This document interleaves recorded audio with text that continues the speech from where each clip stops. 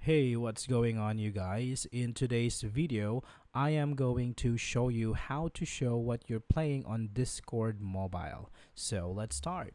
So first up, let's go ahead and open Discord. Now from here, tap on your profile picture on the bottom right corner. And from here, tap on Privacy and Safety. Now, once you're in here, you can scroll down and here you can toggle on display current activity as a status message.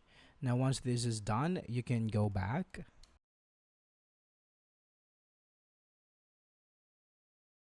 Now from here, tap on set status and tap on set a custom status at the bottom. Now you can type in whatever activity you are doing. So say for example, I want to type here playing Mario Kart. After this one, you can choose to clear the status in 4 hours, in 1 hour, in 30 minutes, or don't clear at all.